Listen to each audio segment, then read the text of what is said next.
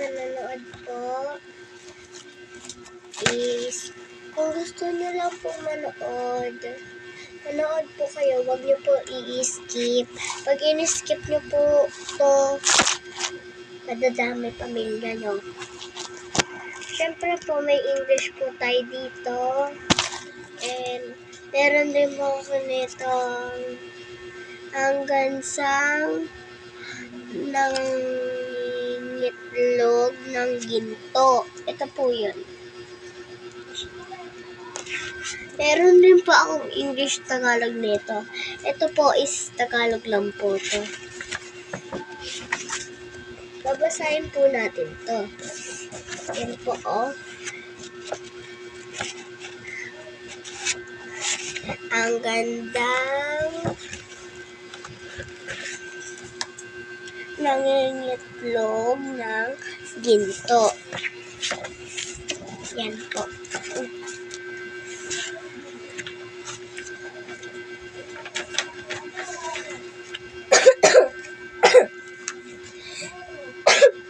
Sorry po sa mga nanonood na naubo po ako.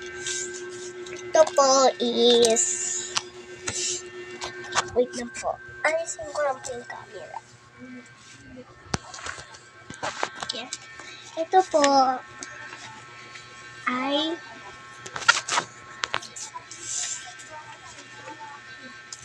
may isang mahirap na mag-asawang magbubukid.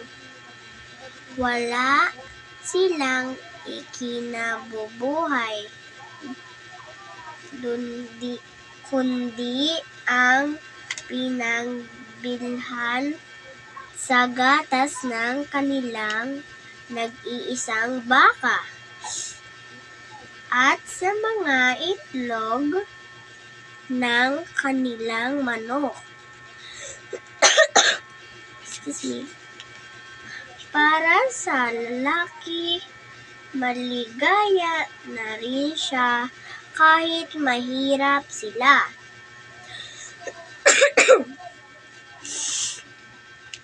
Pero ang kanyang asawa ay hindi maligaya sa ganitong uri ng pamumuhay. Ibig niyang yumaman.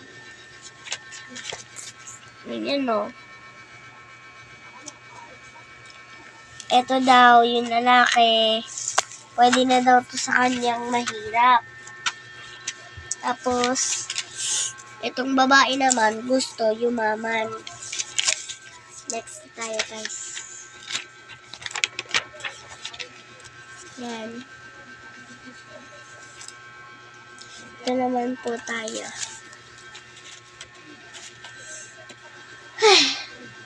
Isang araw, habang naglalakad ang magbubukid na lalaki sa gubat,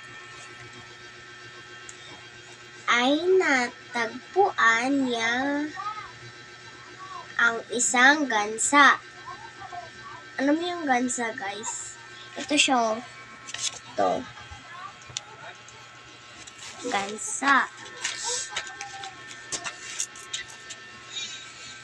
Ito ay bigaw at tila walang magmamay-ari.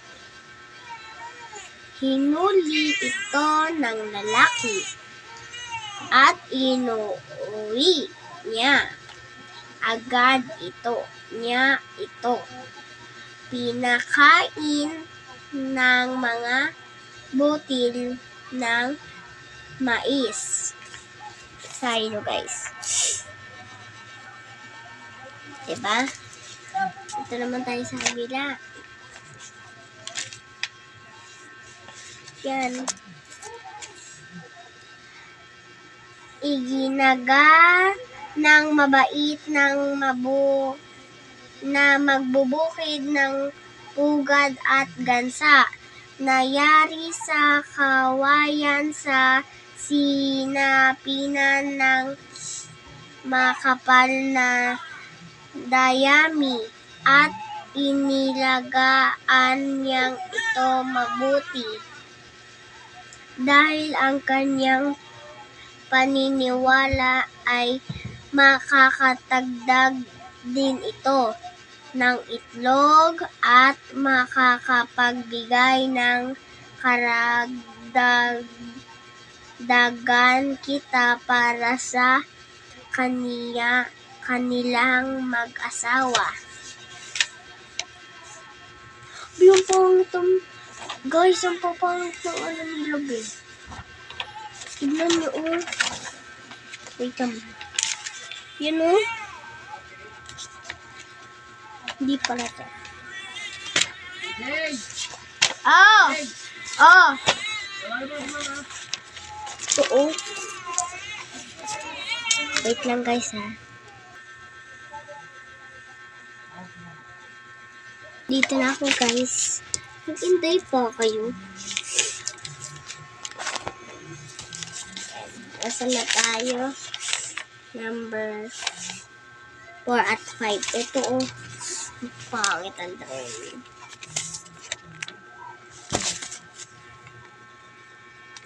Pero basahin na natin. Siguro yung pinakadulo. Yung sagutan mo. Tignan nyo. May sagutan.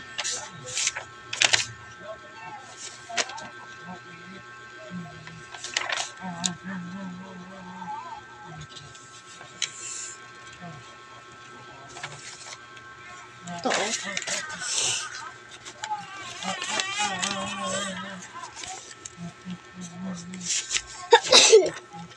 Baon nyo, guys. Joke lang. Yan pa. Oh! Wait nga lang daw! Wait lang daw!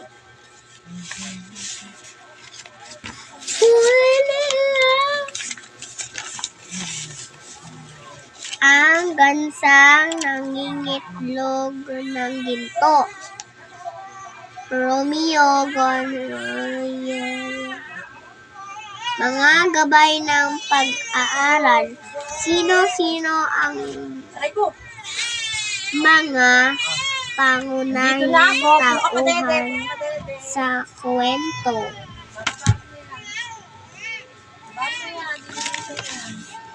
Ang gansang nangingitlog. Ano ang ikinabubuhay ng mag-asawa? Mahirap. Ay, kayo pala sasagot dito. Number 1. Sino-sino? Papakita ko sa'yo. Part 2, guys. Part 2. Sa part 2, okay. Comment for part 2.